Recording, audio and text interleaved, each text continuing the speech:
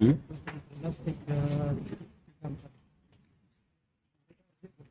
Iya. Mulai sekarang.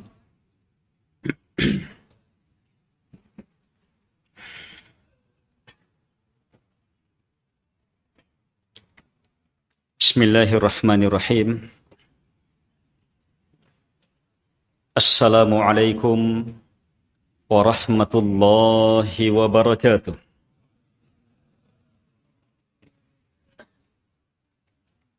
Alhamdulillahi rabbil alamin. Wassalatu wassalamu ala ashrafil anbiya'i wal mursalin. Nabiyyina Muhammad wa ala alihi wa ashabihi wa man tabi'ahum bi ihsan ila yaumiddin. Amma ba'd. Ma'asyiral muslimin wal muslimat, jamaah maghrib yang dimuliakan oleh Allah Subhanahu wa ta'ala. Kita bersyukur kepada Allah Subhanahu wa ta'ala atas beragam nikmat, berbagai kebaikan yang Allah Subhanahu wa ta'ala limpahkan. Kita memuji, memuja, menyanjung, memuliakan Allah Subhanahu wa ta'ala atas luasnya rahmat dan berketerusannya nikmat yang Allah Subhanahu wa ta'ala anugerahkan. Senantiasa kita mengagungkannya, membesarkannya, memperhambakan diri kepadanya, sebab dialah yang maha berhak untuk disembah. Kaum muslimin, jamaah maghrib yang dimuliakan oleh Allah Subhanahu wa ta'ala. Berada di tempat terbaik, di rumah dari rumah Allah Subhanahu wa ta'ala adalah kedamaian, adalah kenikmatan. Menegakkan sholat 5 waktu adalah nikmat terbesar di muka bumi. Ditambah lagi saat ini kita berada dalam majlis ilmu yang Nabi nyatakan sebagai Riyadul Jannah, taman-taman surga. Saat kita haji atau umrah, sesampainya kita ke masjid Nabi Sallallahu Alaihi Wasallam, berlomba kita untuk sholat, beribadah, berdoa di sebuah tempat di sana. Apa itu? Raudhah. Kenapa? Nabi bersabda, "Ma baina minbari wa baiti raudhatum min riyadil jannah." Antara mimbar dan rumahku adalah taman dari taman-taman surga. Karena kalimat ini, karena ilmu dari wahyu ini, orang pun berlomba dengan harapan ibadahnya di situ, doanya di situ, menjadi sebab berada di taman yang sebenarnya nantinya di surga Allah Subhanahu wa ta'ala. Tapi jamaah, berbahagialah, Allah tidak menjadikan raudhah hanya antara mimbar dan rumah Nabi Sallallahu Alaihi Wasallam. Majlis-majlis ilmu Nabi nyatakan sebagai Riyadul Jannah. Kita mengharap semoga majlis kita satu dari Riyadul Jannah itu. Kaum muslimin, jamaah maghrib yang dimuliakan oleh Allah Subhanahu wa ta'ala.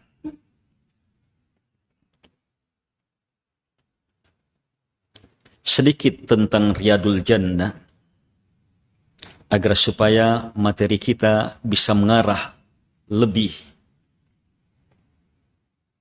mencapai target maksimal.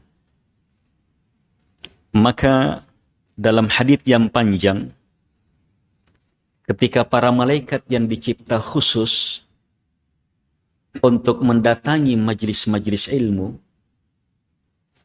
naik ke atas dan ditanya oleh Allah Subhanahu wa ta'ala, apa yang kamu jumpai dalam majelis-majelis ilmu itu.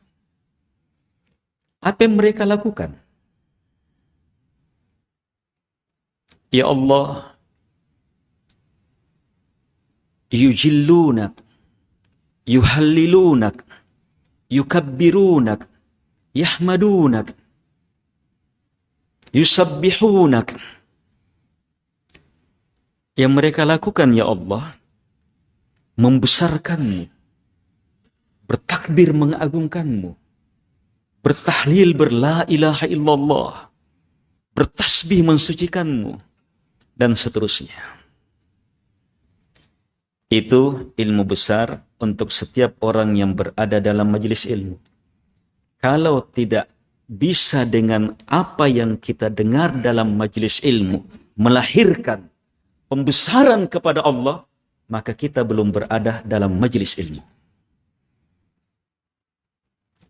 Kalau ayat yang kita dengar, hadits yang kita dengar dalam majelis ilmu itu tidak semakin membuat kita bertasbih kepada Allah Subhanahu wa taala, berarti kita belum berada dalam majelis ilmu. Setiap majelis ilmu seperti inilah hendaknya yang harus kita lakukan. Sebab ilmu dari ayat-ayat Allah Subhanahu wa taala, sabda-sabda Nabi sallallahu alaihi wasallam tidak akan lepas dari 4 kalimat yang terbaik yang merupakan bahagian dari Al-Qur'an. Subhanallah, walhamdulillah, wala ilaha illallah, wallahu akbar. Ayat apapun pasti akan terhubung dengan subhanallah. Ayat apapun akan kontak dengan Allahu akbar. Hadits apapun pasti akan menguatkan subhanallah. La ilaha illallah. Tinggal, itulah orang bermajelis ilmu harus memang berfikir, siapkan hati. Bagaimana menghubungkan firman-firman Allah Subhanahu wa taala sehingga kedahsyatan dalam tasbih, keluar biasaan dalam takbir, keindahan dalam tahmid, dan kemurnian dalam tahlil semakin nampak. Kaum muslimin dan muslimat yang dimuliakan oleh Allah Subhanahu wa taala. Tema kita malam ini akan dahsyatnya kematian. Dahsyatnya kematian jamaah adalah satu dari ilmu besar untuk semakin subhanallah, semakin berla ilaha illallah, semakin bertakbir.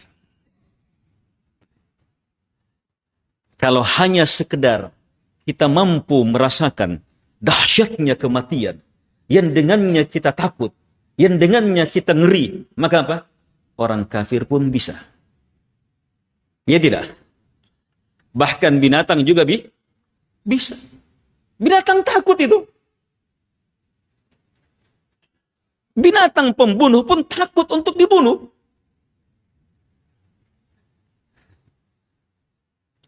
Binatang buas sering menyerang tempat yang lain, tapi suatu saat dia serang tempat dan dapat perlawanan. Tidak berani lagi masuk ke situ.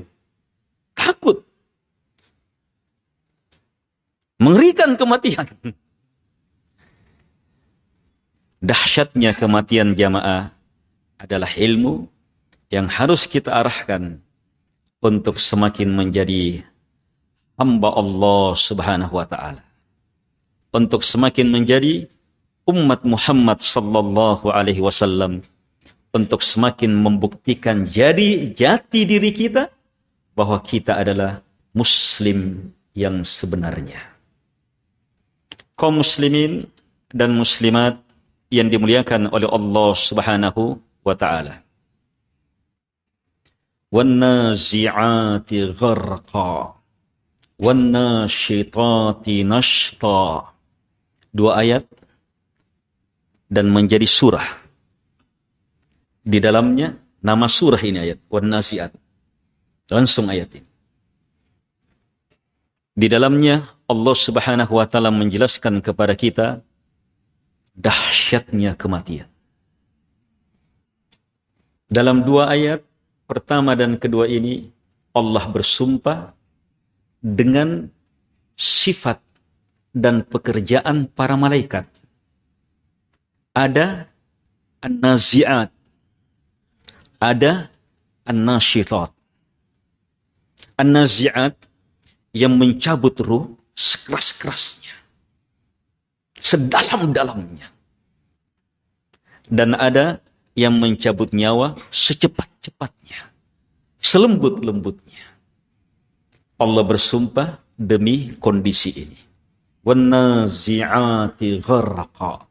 Demi para malaikat yang mencabut nyawa sedalam-dalamnya, sekeras-kerasnya. Ada ruh saat dicabut enggan untuk keluar. Dia. Tidak ada persiapan untuk hari datangnya sakratul maut. Sehingga harus diproses dengan sekeras-kerasnya. Wan-nasyitati nashta. Sementara sebahagian ruh diproses dengan lembut. Sebab sudah lama mempersiapkan hari datangnya sakratul maut. Lihat jamaah, sekedar gambaran bagaimana ketika ruh tercabut. Ruh dalam jasad kita bagaimana menyatunya? Ruh dalam jasad itu gimana menyatunya? Itu penyatuan lahiriah ma'nawiyah. Penyatuan ma'nawiyah saja, coba lihat, kulit, rambut-rambut, iya. Ini menyatu secara makna saja nih, lahiriah saja. Coba cabut itu. Terasa. Kulit tercabut. Tangan tercabut. Gimana rasanya? Kuku tercabut. Padahal hanya di satu tempat. Kalau ruh, dari ujung rambut, ke bawah, ke dalam, tulang, syaraf, darah, sumsum, seluruhnya menyatu ruh di situ. Ini yang mau dicabut. Kondisi itulah yang dikatakan dengan sakarat. Selembut-lembutnya tetap sakarat namanya. Kedahsyatan, kengerian. Dan setiap kita jamaah pasti akan mengalaminya. Kullu nafsin da'iqatul maut. Setiap jiwa pasti akan merasakan kematian. Nabi tuntun kita untuk memperbanyak saat-saat itu. Akthiru min dzikri hadhimil ladzat.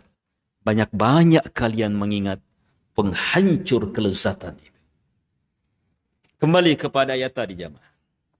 Jelas sekali, paten sekali ilmunya, tak terbantah, nyata betul, sering kita saksikan. Dua kondisi saat proses sakaratul maut. Jangan dianggap orang saat proses sakaratul maut diam-diam saja tidak tersiksa. Justru karena lisan sudah terkunci, tidak bisa mengeluarkan suara sudah.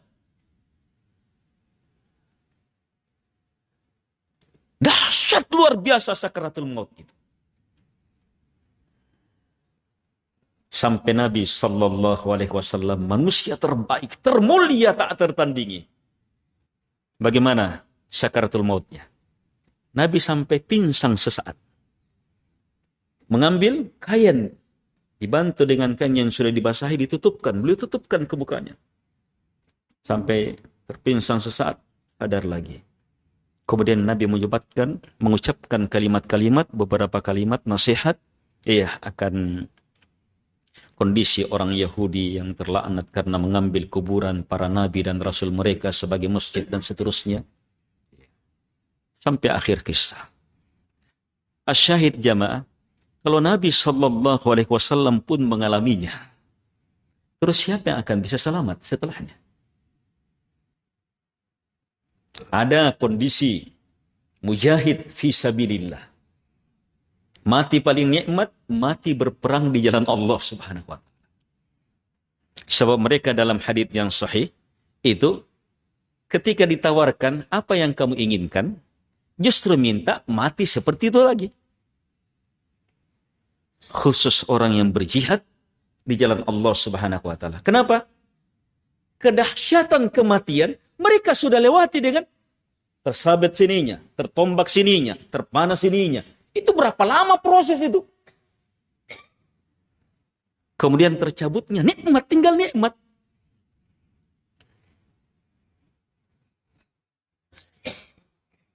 Kaum muslimin dan muslimat yang dimuliakan oleh Allah Subhanahu wa taala. Fokus kepada kedua hal ini.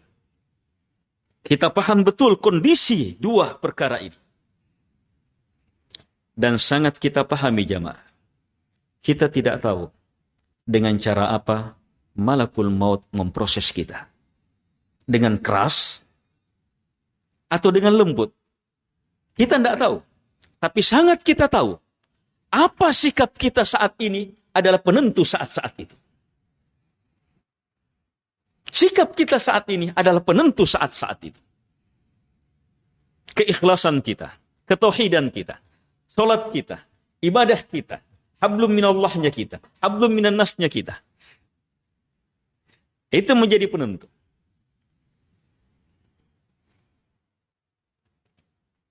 Ada orang dengan kematian mustarih, beristirahat. Tapi ada juga orang dengan kematian mustarahun an, orang-orang beristirahat darinya. Jadilah jamaah orang yang saat datangnya kematian, dia beristirahat dengan kepedihan, guncangan, kedahsyatan kehidupan di dunia. Sebab Nabi bersabda, ad-dunya sijnul mu'min wa jannatul kafir. Dunia penjara bagi orang beriman, surga bagi orang kafir. Sehingga datangnya kematian bagi orang beriman, lepas sudah, bahagia sudah. Tapi ada orang justru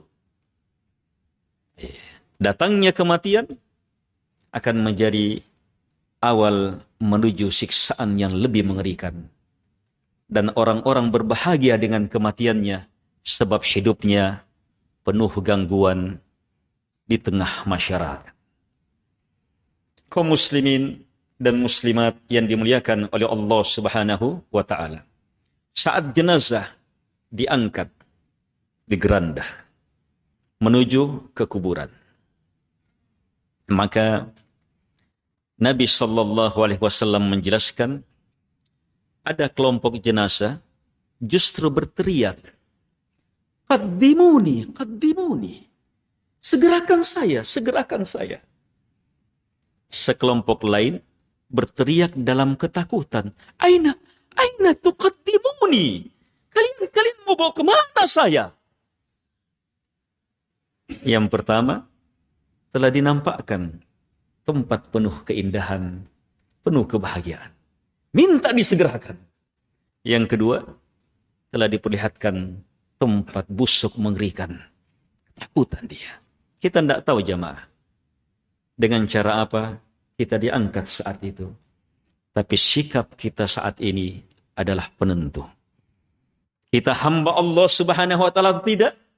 Kita umat Muhammad sallallahu alaihi wasallam atau tidak? Kita muslim yang sebenarnya atau tidak? Itu yang jadi penentu. Yatba'ul mayyit thalatha. Mayat akan diikuti oleh 3. Malu wa ahlu wa amalu. Harta, keluarga dan amalannya. Yarji'u ithnain wa yabqa wahid. Pulang 2 yang mengantar. Malu wa ahlu. Tinggal 1. Yabqa amalu. Amalan yang menemani jamaah. Itulah hakikat kematian. Memutus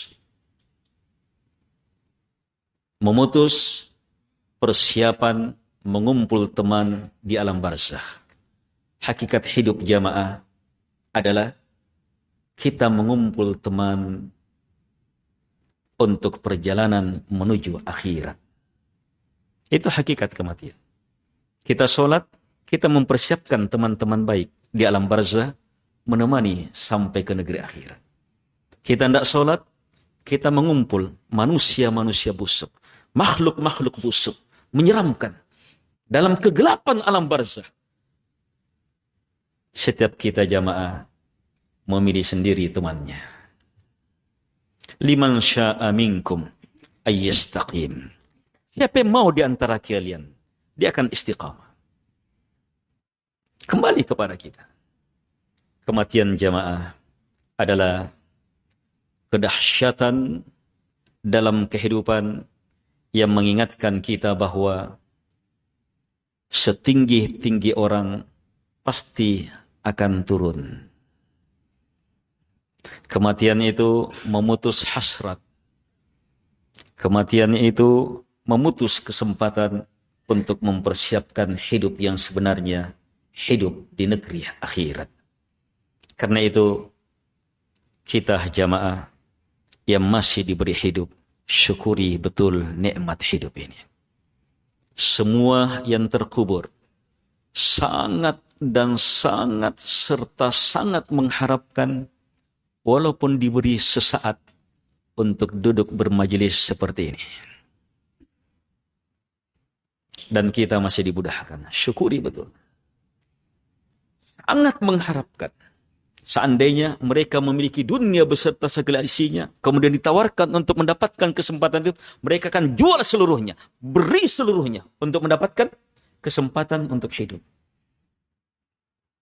Sebelum datang kematian, manfaatkan betul hidup ini untuk menjadi hamba Allah Subhanahu wa taala, menjadi umat Muhammad sallallahu alaihi wasallam, dan menjadi muslim yang sebenarnya.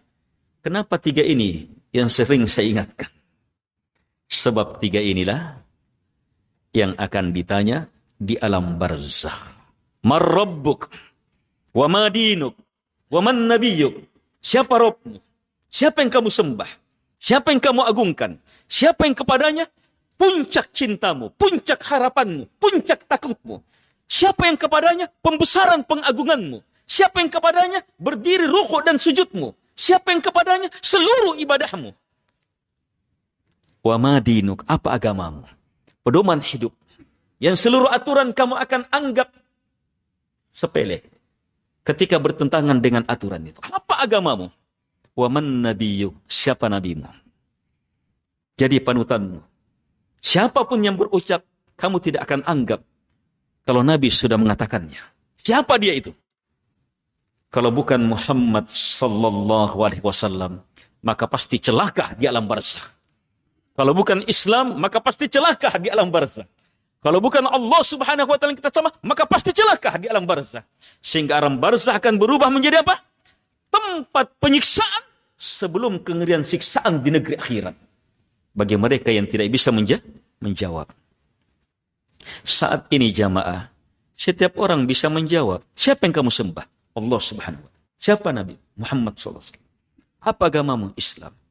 Tapi jawaban di alam barzakh adalah jawaban orang-orang yang betul-betul nyata saat di dunia. Allah Subhanahu wa taala semata yang disembah. Nabi Muhammad sallallahu alaihi wasallam semata yang diikuti. Dan Islam betul-betul agamanya. Mari jamaah. Di saat-saat bermajelis ilmu, di saat-saat berada dalam taman-taman surga, kita respon diri kita lebih bahwa surga Allah Subhanahu wa taala hanyalah akan diperoleh oleh orang-orang yang bersungguh-sungguh mengejarnya dengan memperhatikan batas kesempatan itu, kematian. Dalam sebuah hadits, Nabi justru bersabda, wa'adud nafsaka minal mauta. Hitung diri kamu sebagai mayat. Jadi tidak cukup sekedar nanti saya akan meninggal. Hitung sudah diri kita seperti mayat sudah. Orang mati sudah. Orang mati harus prosesnya sudah apa? Melangkah ke akhirat. Jangan tertipu lagi dengan perhiasan keduniaan. Al-ikhwah wal akhwat rahimakumullah. Aktsiru min dzikri hadimil ladzat. Perbanyak kalian mengingat penghancur kelezatan. Bukan sesekali. Bukan sesekali. Tapi terus menerus. Terus menerus. Kemana arah mengingat kematian? Memberi kekuatan melakukan perintah. Memberi dorongan mempercepat kebaikan. Kemana lagi? Memutus, melemahkan, bahkan menghilangkan betul hasrat keinginan untuk berdosa. Kalau ilmu tentang kematian kita sudah bisa arahkan kepada dua alur ini, maka ilmu itu telah berfungsi dengan fungsi yang sangat hebat. Mengingat kematian, terdengar azan. Allahu Akbar, Allahu Akbar. Kesempatan. Kalau orang mati tidak bisa sudah. Kesempatan. Harus segera. Terdengar azannya, Pak. Boleh jadi kita meninggal sebelum sampai di masjid. Jadi gimana caranya? Di sini salah satu ilmu penting mendahului kematian. Ilmu penting mendahului kematian. Niat. Terdengar azan, langsung munculkan apa? Saya mau sholat. Saya mau sholat. Meninggal bangun, maka apa? Innamal a'malu binniyat wa innamal likulli imri'in ma nawa. Setiap malam amalan sesuai dengan niatnya. Setiap orang akan memperoleh sesuai dengan niatnya. Sudah dapat. Lihat jamaah. Salah satu hasil terhebat mengingat kematian adalah bersegera, berfikir, berniat, berencana, mengukuhkan kebaikan-kebaikan. Jangan hanya sholat. Ayo, yang belum pernah berniat mau haji. Bahkan semiskin-miskin orang, haram tidak berniat untuk haji. Mantapkan terus. Niatkan terus. Jangan niatnya haji sekali. Haji tiap tahun. Sebab innamal a'malu binniyat. Kita rindu Ramadan. Niatkan. Ramadan selanjutnya ya Allah, puasa saya akan terbaik. I'tikaf saya terbaik. Quran saya terbaik. Ini saya terbaik. Kematian dekat. Perbanyak dia. Dia niatkan bukan hanya Ramadan tahun depan. Tahun selanjutnya lagi. Tahun selanjutnya lagi. Tahun selanjutnya lagi. Tahun selanjutnya lagi. Bahkan dia ingatkan, kalau saya diberi 1000 tahun, 1000 tahun saya akan niatkan. Dia sudah siapkan. Kalau meninggal, dapat pahala berapa Ramadannya? Lihat niat jamaah. Tidak keluar uang. Tidak perlu capek-capek. Tapi dahsyat pahalanya. Hebat pencapaiannya. Mengingat kematian, merespon ini. Kaum muslimin dan muslimat yang dimuliakan oleh Allah Subhanahu wa ta'ala. Hidup ini sesaat. Hidup ini sementara. Ada teramat banyak dalam Al-Quran ungkapan orang-orang di alam barzakh di akhirat. Mengungkap hidup hanya seperti setengah hari. Ada waktu duha, ada waktu sore saja. Itu waktu-waktu yang kita duduk minum kopi, sudah selesai. Duduk minum kopi, sudah selesai. Seperti itu hidup di dunia. Singkat dan sangat singkat. Kematian mengingatkan kita akan hal itu jemaah. Berakhir. Singkat itu kehidupan. Karena itu manfaatkan. Cara pemanfaatannya, maksimalkan hidup kita, hidup penuh berkah.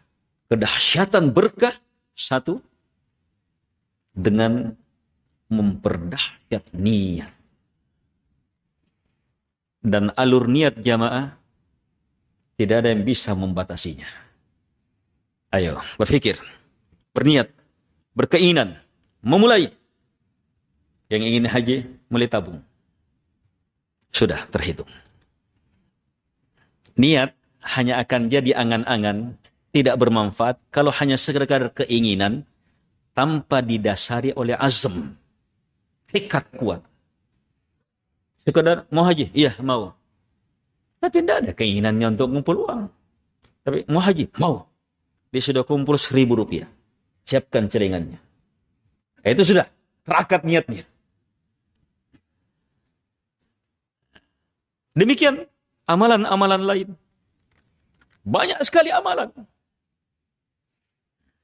Dengan berniat. Jadikan hidup lebih berberkah dengan niat. Kemudian, jadikan hidup lebih berberkah dengan memperhebat ilmu kita. Memperdahsyat ilmu kita. Kita sama-sama sholat. Tapi hasilnya bisa seperti langit dan bumi. Karena perbedaan ilmu. Sama-sama bersedekah. Tapi hasilnya seperti langit dan bumi. Karena perbedaan ilmu. Ilmu, apa yang mendasari kita sholat? Ada orang sholat karena kenal satu hadis. Tapi ada yang sholat sampai 100 hadis yang mendorongnya. Beda hasilnya.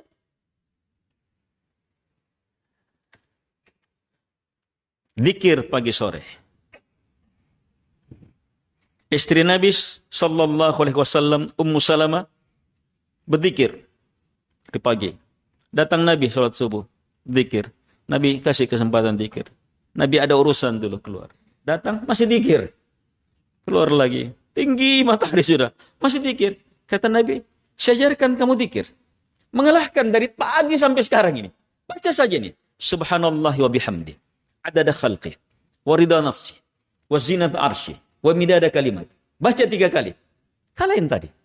Lihat dengan ilmu, bisa memanfaatkan waktu sedikit. Dengan ilmu, bisa memanfaatkan waktu sedikit.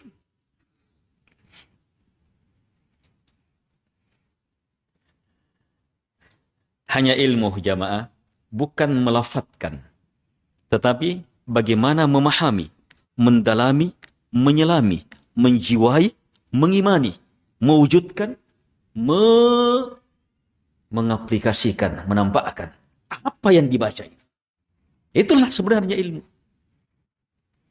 Jadi dahsyatnya tadi itu, subhanallahi wa bihamdi, adada khalqi, itu bukan sekedar saat dilafatkan. Tapi seberapa dalam kita menjiwai maknanya, memahami kandungannya. Seberapa luas kita menyelaminya.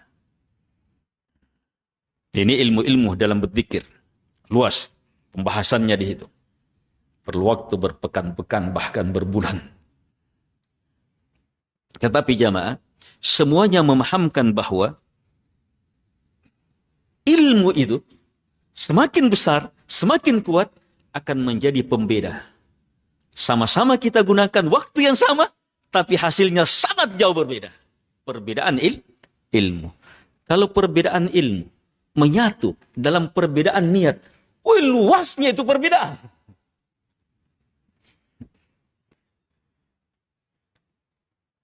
Itu cara berpikir orang yang sadar bahwa waktu hidup dia singkat. Ada kematian yang setiap saat menjemput.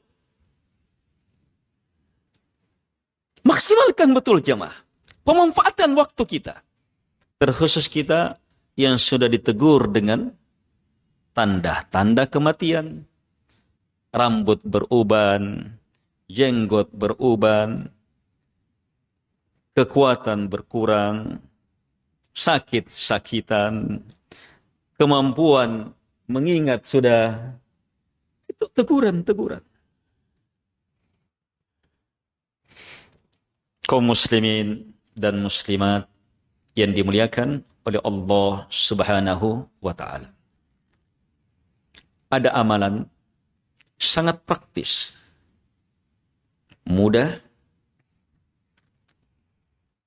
tetapi menjadi sebab dari sebab besar semakin berberkahnya hidup ini. Berzikir.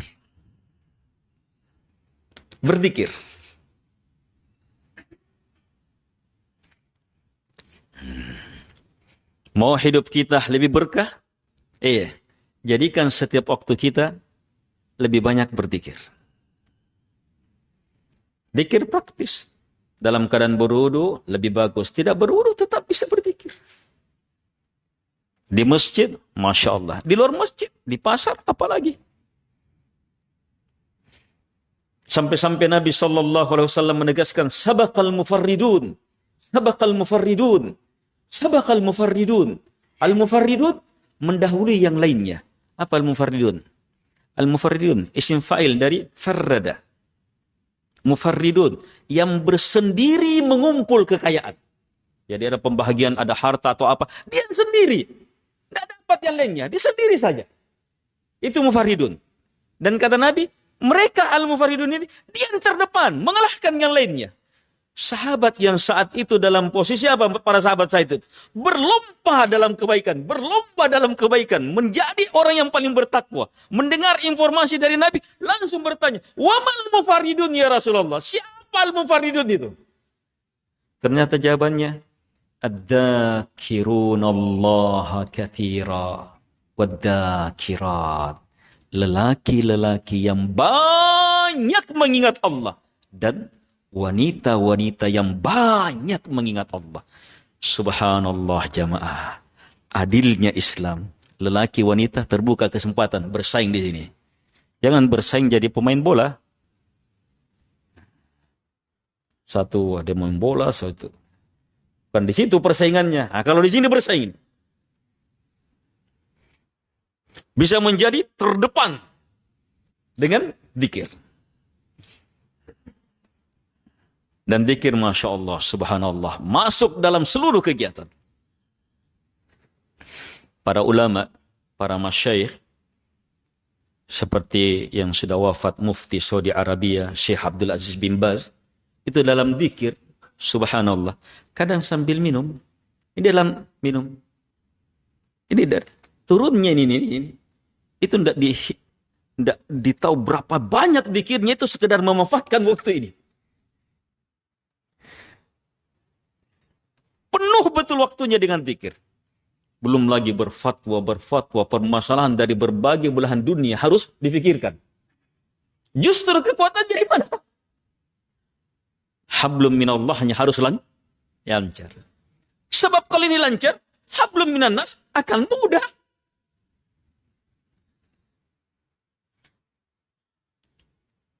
Nah, itu keberkahan hidup. Akan maksimal betul dalam kedahsyatan zikir. Kalau zikir didasari dengan kedahsyatan niat dan didasari dengan keluasan ilmu, maka zikirnya tak tertandingi betul.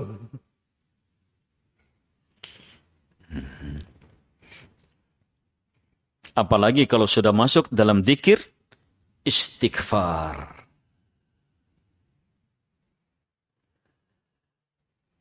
Itu dikhususkan betul spesial dalam amalan.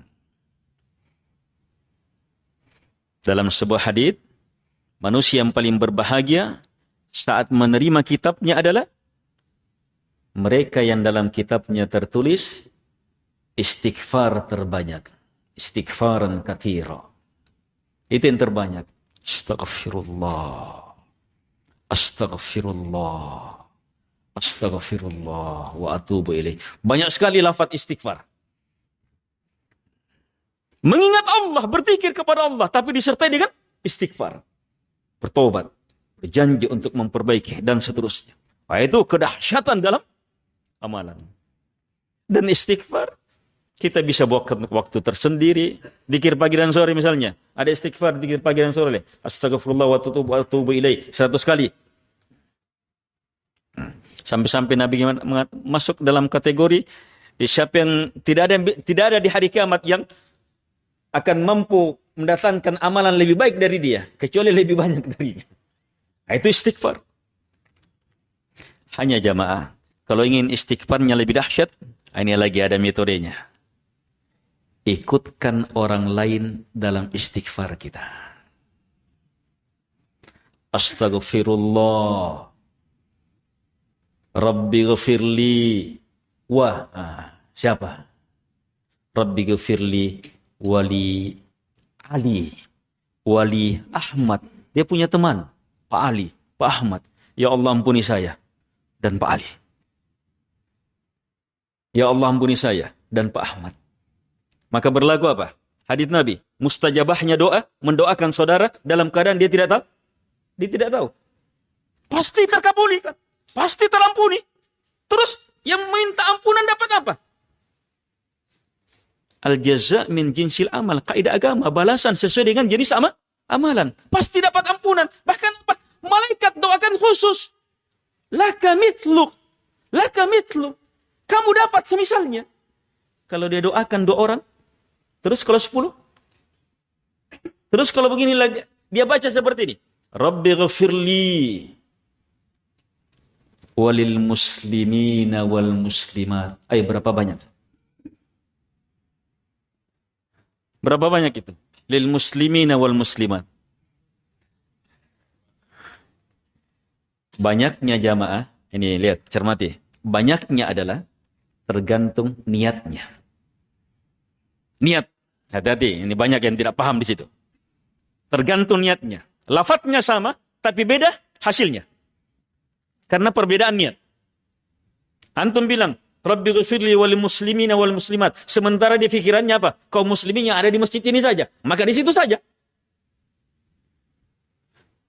Tapi kalau antum niatkan seluruh Surabaya. Seluruh Indonesia. Seluruh dunia. Bahkan antum niatkan yang hidup dan yang telah mati. Bahkan antum niatkan yang akan datang juga. Gimana itu dahsyatnya? Itu ikutkan dalam niat. Itu memaksimalkan betul waktu. Sehingga lebih berberkah lagi. Saya tutup dengan mengingatkan diri saya dan kepada jamaah. Satu doa pasti terkabulkan. Satu doa pasti terkabulkan. Dan penentu segala perkara. Hidup ini jamaah ditentukan oleh seberapa hidayah yang Allah beri kepada kita. Semua ilmu tadi tidak akan bermanfaat. Kecuali hanya ketika Allah beri hidayah. Kita bisa sholat, Allah beri hidayah. Bisa ini, Allah beri hidayah. Semuanya ditentukan oleh hidayah. Ada doa, minta hidayah. Setiap kita minta, pasti terkabulkan. Sebab ayat ini turun lengkap dengan penegasan. Terkabulkannya. Bahkan dalam hadits, setiap kita baca doa ini, Allah berfirman, walil abdi ma sa'al. Untuk hamba apa yang diminta. Apa doanya? Ihdina. Ayat surat Al-Fatihah. Ihdina siratal mustaqim. Ya Allah, beri kami hidayah.